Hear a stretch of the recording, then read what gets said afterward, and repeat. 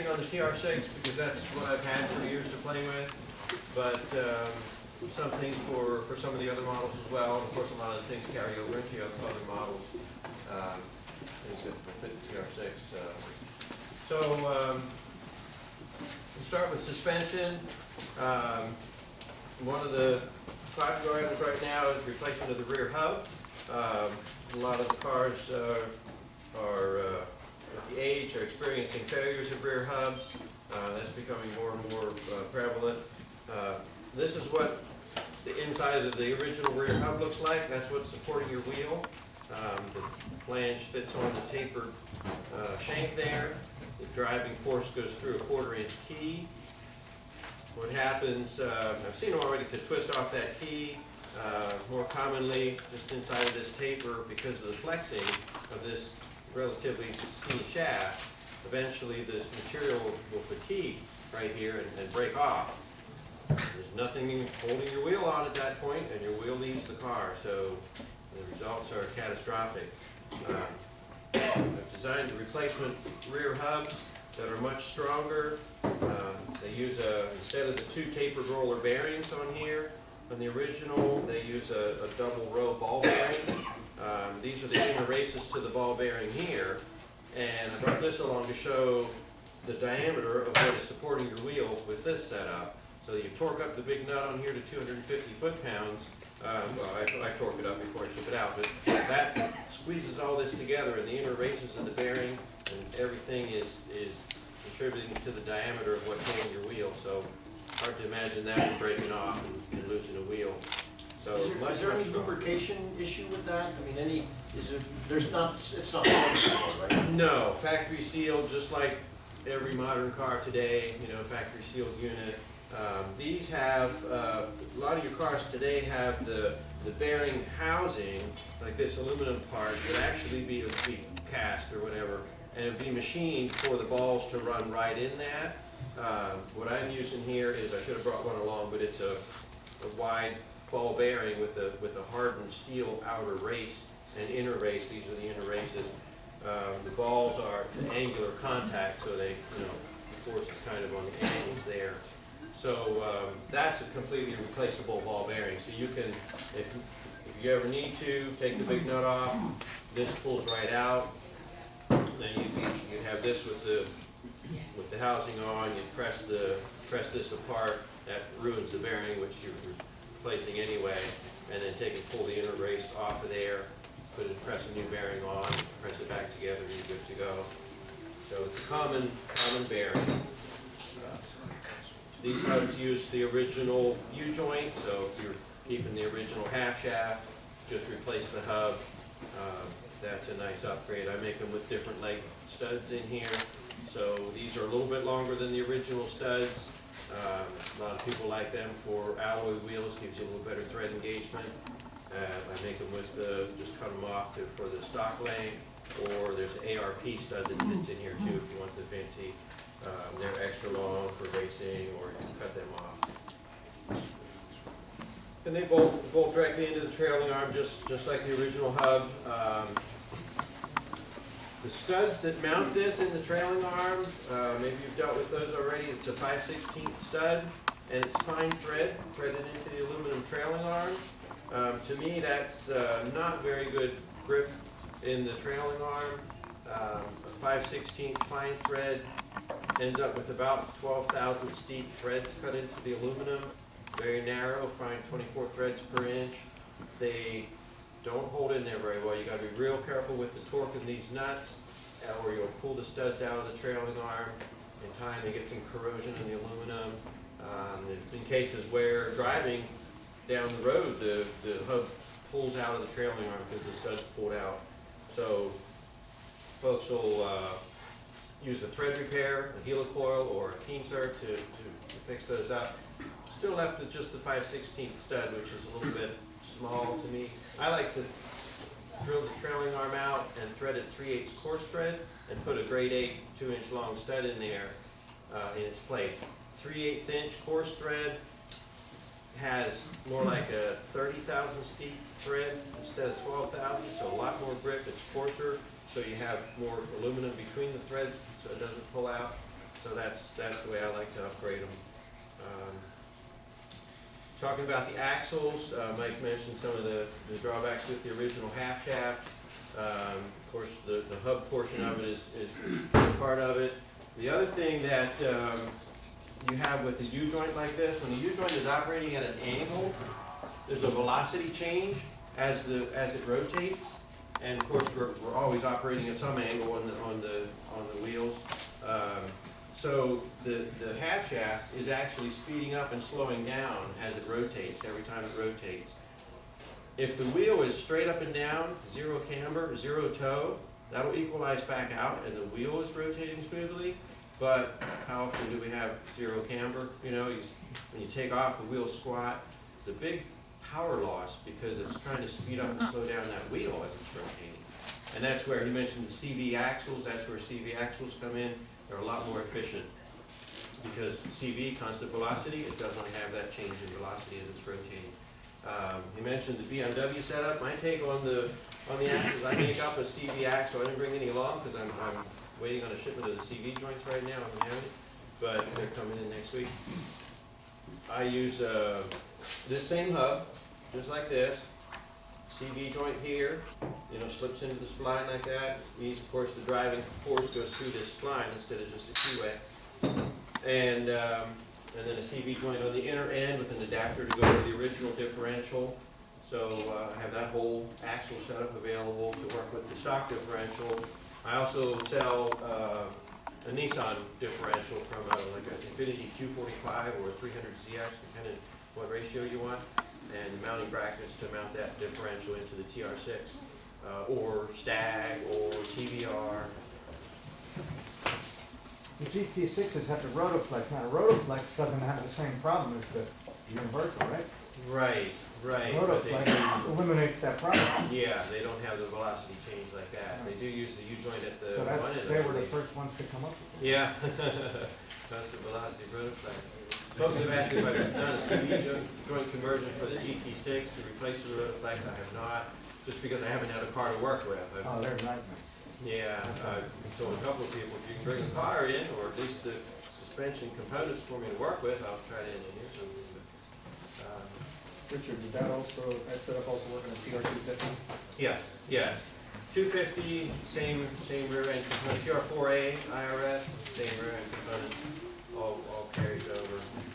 We have a TR250 over there in the paint area that has his rear setup with the disc brakes and all that, so if you wanted to take a look at it, it's over there. So. It's over there looking at me. Yeah. Green one. Suspension upgrades, we're talking about the bushings there. I make a nylotron bushing. That's a step up from the polyurethane.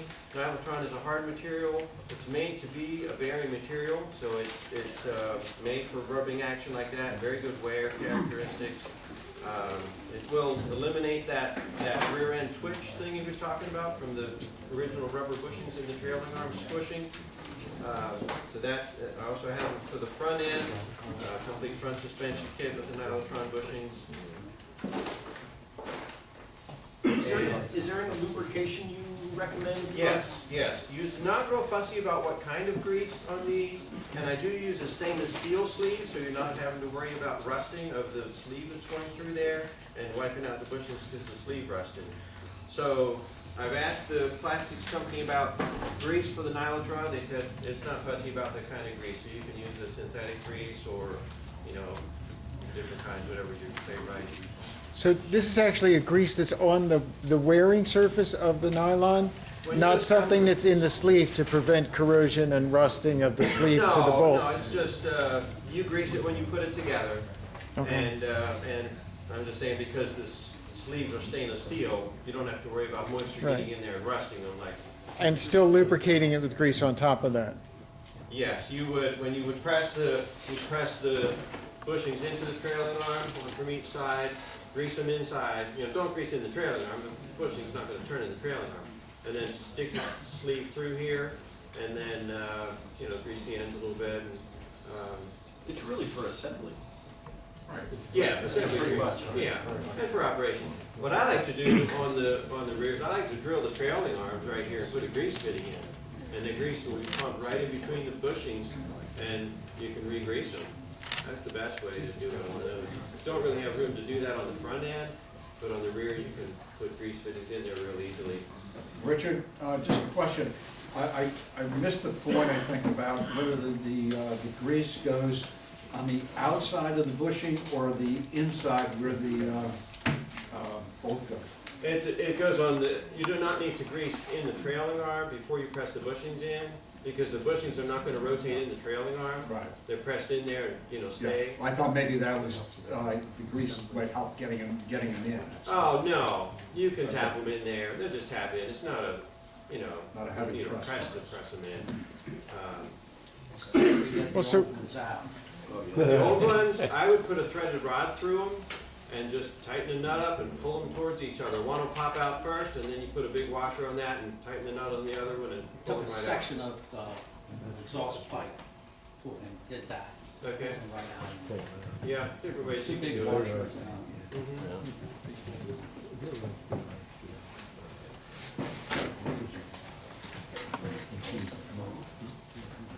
Also, for the rear end here, I have the adjustable trailing arm brackets to adjust the camber. This has the pivot point that can move up and down. So it's one of my most popular items, and folks say every trailing arm car should have one, because put them in once and then you can adjust the camber. If you change ride height, the camber changes, or even just trying to do an alignment, that's the way to be able to do that. So that's a good upgrade there.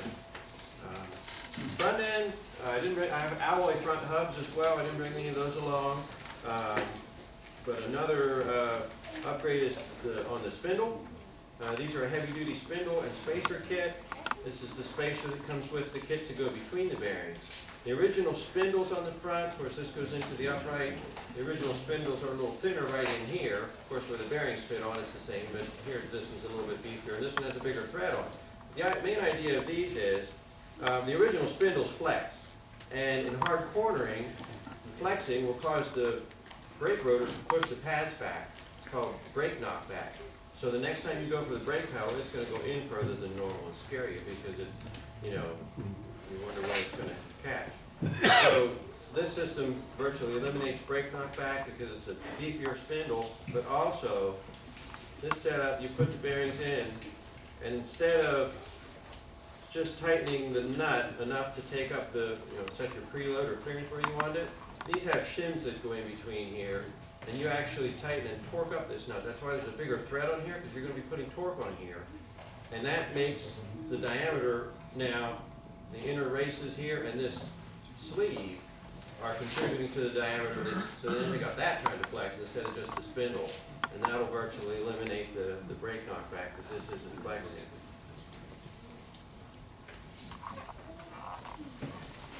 I have the Timken bearing kits for the stock hubs and also for the alloy ones. The alloy hubs use a little bit bigger bearings, but Timken is recognized as the best bearings for that. I include instead of the felt type seal that tends to want to weep, I have a regular rubber lip seal with an aluminum spacer to fit that in. My upgraded springs here for a little bit higher rate than the original springs. Better handling, lower the car about an inch from stock. If you want to keep it stock ride height or whatever, you can add some spacers, but that'll give you some better handling. Control the squat in the rear end. I have heavier rear ones also. These are 470 pound. I have 600 pound, mostly for racing, but you can use them for street too. It doesn't get that nasty as nasty stiff. It's especially if you have your engine built up for more torque. You take off and the back end squats down so much, the stiffer springs will help that. The original springs were like 350 pound rate. These are 470. Fronts are 390. The original ones were like 305. Sway bars, we mentioned sway bars, upgrade those, keep it from leaning. Different ones available there, just the cheap Adcos with the rubber bushings, but these have, I use a hind joint type ball joint for the links to the suspension. Nylotron bushings at the pivot points and aluminum mounting blocks. The front one bolts right on where the original bar and the TR6 bolted. TR250s, maybe 4s did not have the mounting points for those, but you can put the TR6 front plate in there and use the rear mounts to the bottom of the frame. Brake upgrades, to make the disc brake kit for the 4A, 250 and 6. Custom made parking brake caliper, separate from the hydraulic caliper. That connects directly to the original cable, so there's not a lot of, it's very simple to install. There's a bracket that bolts on in behind the hub, sandwiches between the hub and the trailing arm. This kit includes the bigger studs that I was talking about, the 3/8" studs, so that you are upgrading that at the same time. And Woodwood caliper, hydraulic caliper. It's a big improvement for the rear braking, get the rear brakes doing what they should. Some folks say, the rear brakes don't do much, just depend on the front ones. Well, you're not going to stop fast if you don't have rear brakes that are working right. It makes a big difference. I had upgraded years ago to the Toyota 4-piston front calipers with the original rotors, and that improved the front braking that much that the back ones weren't doing as much. The front ones would block up at an earlier point at lower pedal pressure at a time when the back ones were not doing much yet. So I took it out for a drive, and I came to, it's braking pretty good, but I wanted to make a right turn onto a side road and wanted to do it, stop kind of quick to do it, I almost slid past the road because the front's locked up and the backs weren't doing much, and I'm not stopping, I'm just sliding the front. So you have to have a balance front and rear. Hey, Rich, You need a proportion valve with that? You can add a proportioning valve. I've never used a proportioning valve per se. Well, I'm not. You have drums in the rear, right? Rear drums or rear drums, yeah, originally. So now you've got calipers, you're gonna need a proportion valve, right? No, no. If you have a balance between the front and the rear, like piston sizes, like you've got things balanced out, you can just use the stock system, the stock master cylinder, and you'll have, if you change the piston size, in other words, like when I did the Toyota front, the stock TR6 or whatever 4A350 brake system has no proportioning valve. It's got the 4-way fitting. It's on the fender well there. That's just a switch to light the light. There's nothing in the little shuttle that lights the light. It's got too much pressure differential. So when I upgraded the fronts, now my fronts are locking up quick. I put bigger pistons in the rear drums then and got it balanced back out, and now my rears are doing what they should in relation to what the fronts are doing. Richard, when you put those kits on, does that bring the tires out wider, out of the... No, it's just a little bit thicker than the original racking plate. Maybe a quarter inch or something? 16. 16. Yeah. I was gonna say, the quality of the parts today is terrible. So, what he said about relying on the back brakes is very important, because if you go out and, like you typically would call up Moss, get a rear set of shoes for your car, put them on the car, and then if you ever have time to take, if they even fit, because a lot of times what we'll have to do is we'll have to take the drum and the shoes and get them to fit. Like back in the day, you always used to take your brake shoes down and your drums down and have them match, put them back in the car and everything was fine. Today, you call up Moss, you get a set of rear brake shoes, but they don't fit. They're too much material on the shoes. So right away you have an issue. But then, supposedly you get a set that fits on the car correctly, that you don't have to do any work. But then if you were to ever take off the brake drum after you drove the car for 100 miles and looked at the witness marks or the patterns on the rear shoes, you would be shocked. Because you're probably only getting 50% of the braking power at best. And I would, if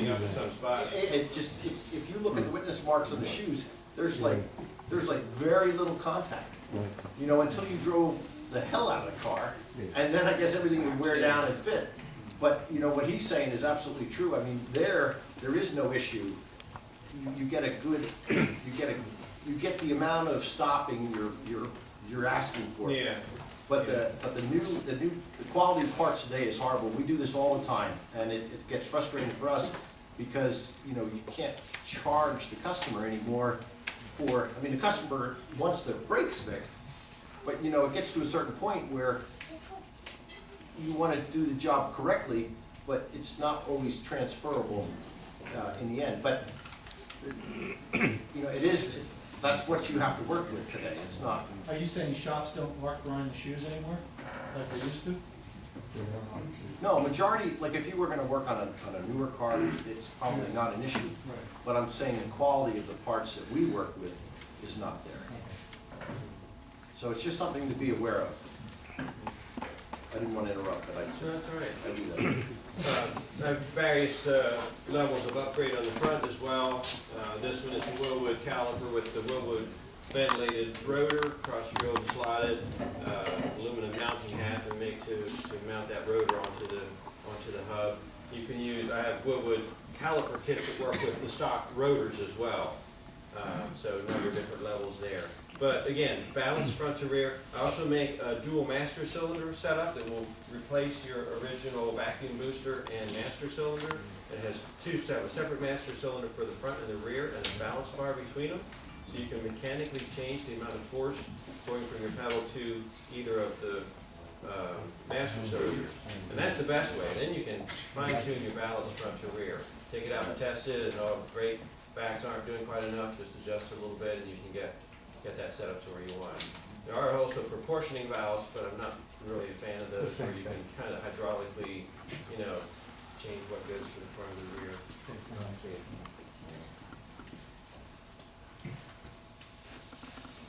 Some of the engine stuff here, I didn't bring a whole lot. Just brought a can-in air filter. Synchrometers for synchronizing the carburetors. Best thing for checking the airflow. They don't restrict, they've got a vane that reads right out in a number, whatever it means, but you just check and you have the same reading on both carburetors. That's a really handy tool. Does that work better than the old style? Like the unison type, it does. You gotta kind of restrict those to get the ball to go up, so they operate on it with much more restriction, and that can kind of change the way the engine's running. These don't restrict. You can use one for each carburetor if you want. I just go from one to the other. If the speed didn't change in the time you go from one to the next. What carburetors does that particular unit that you've got there work on? This Is one, it just the side draft like Stromberg's and? yeah, this will go. It'll probably fit on an 1.5 to 1.75 inches, 2 inch. It would go up to.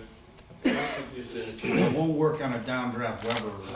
I'm not sure that you have I'd have to see. They make different adapters. You can get different adapters and different ones of these that would work on different carburetors. These will work on anywhere from like 1.5 to 2 inch, just a round hole that you can seal against. I talked about the silicon gaskets, valve cover gaskets. It's got a few of those along, made by Gasket Innovations. Great way to help to seal up that, annoying oil running down over your engine. The other one is the aluminum valve cover hold down nuts. They have an O-ring gasket, and you thread that on. Of course, the oil wants to come up past the threads on a regular nut and escape that way, even though you've sealed the washer or whatever with whatever you try to rubber washers or what. This is, of course, closed in the top, so you can't do that, and has a rubber gasket, rubber O-ring there. Great little items to help you keep your engine cleaner. Brought a roller rocker set along, one of the performance upgrades I do. I make them for Spitfires, TR 2 through 4, TR 6-cylinder as well. A couple different ratios.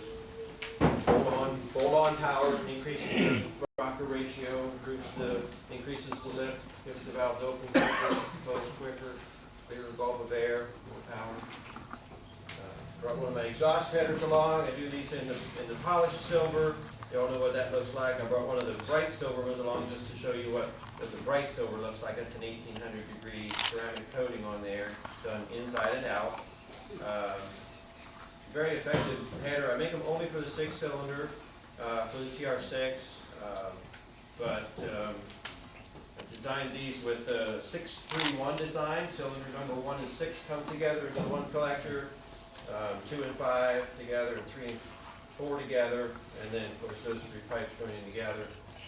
Dyno testing, that was the most effective for horsepower, and providing not just horsepower at the top end, or not just at the low end, but across the whole range of RPM. Tune, the lengths of the tubes to get that to happen. It's amazing how much difference there was just in changing the lengths of the secondary tubes in the dyno to see how that performance chart, how different it was. Adapters to go to the stock 2-pipe system on the later TR6s, or the single early pipe system. Hey, Richard, does that header, and this is gonna sound like an awful question, not to put you on a spot, but does that fit fairly well? I mean, It is there does. any modification to the frame or the engines have a tendency to rock a little bit? Right. And if the clearance, if you don't have enough clearance, I'm just saying, because I'm sure a lot of people here have tried to fit quote-unquote headers that are supposed to be just a bolt-on, and it turns out to be anything but a bolt-on. And, it would be great to have a set that you could just drop in, and you know what I'm saying. Yeah. Well, I tried very hard to make that happen. I built everyone on an engine stand, so I'm bolting it right to a head. The clearance will be very close to the block, but so what? It's bolted to it. It's moving with the engine block. People say, wow, it's only, 1/16 of an inch or an 1/8 of an inch from the block, and that can vary a little bit. These are welded up and they can pull a little bit as they cool and stuff. But 1/8 of an inch clearance is fine to the engine block. It's moving along with it, but to the frame, we want more clearance. So, yeah, I'm not getting complaints about clearance issues. I've done a lot to try to make that work out.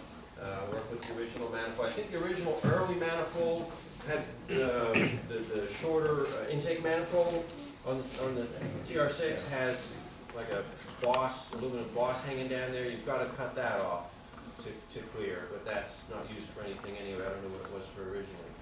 But other than that, should fit on there as far as I know with any other adaptation. Richard, you have a kit that's a higher lift or more opening of the valves than On the stock. rockers? On the rocker. Yes, I have 1.55 to 1 ratio and 1.65 to 1. The original ratio was like 1.45 to 1 or 1.46. All right.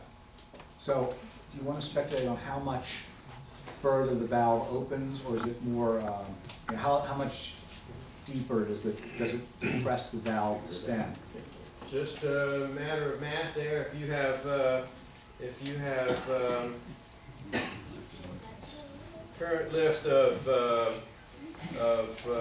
what do you want to say? Let's go with my GP2 cam. I didn't bring cams along, but my GP2 cam is net lift at the cam of 248 thousandths. 0.248 times stock ratio rocker 1.45. So you have a net lift of about 0.360. 0.360 with the stock rockers. So 0.248 times 1.55. So instead of 0.360, we have 0.384. So 24 thousandths more lift with the 1.55 rockers.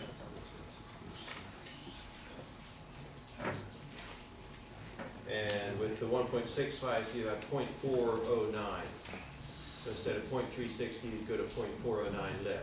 All right, so my question is, so you've been running your car with the stock rockers all these years, and you've got all this carbon on the valve stems below the guide, and now you're going to push the valve. Well, that's below the guide, so you're only opening further. If So you're you're- on top of the guide, then you're going to get more.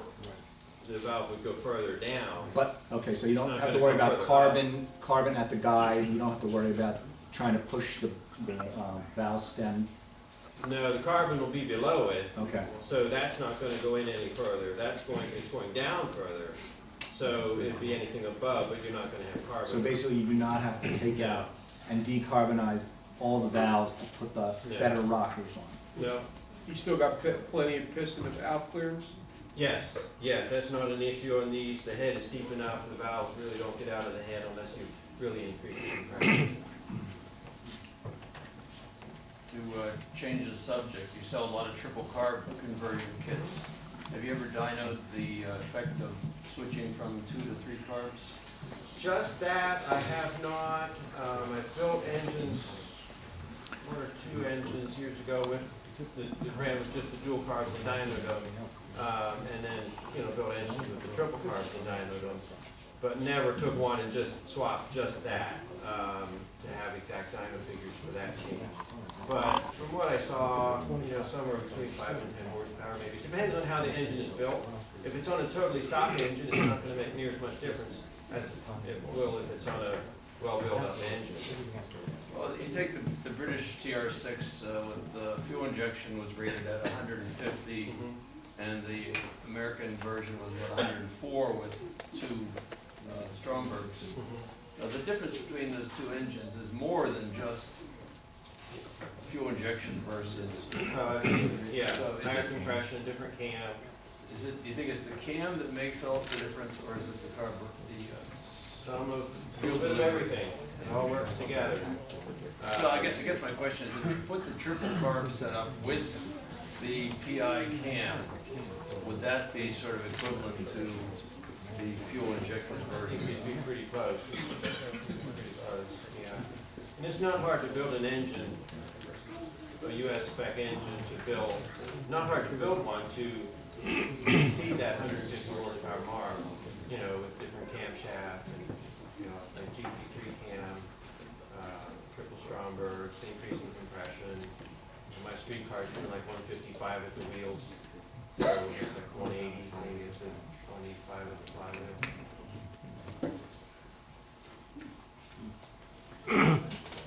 When you put the rocker conversion kit in, do you have to add stronger springs to keep the valves from floating? You want to look at that. You may have to do that, depends on how close you are to their limit. The stock early springs, the single ones, couldn't handle a whole lot more than what they were doing with the early cam, because when they changed the TR6 to the higher lift cam in '72, they went to a different valve spring to handle it, and then later to the dual springs.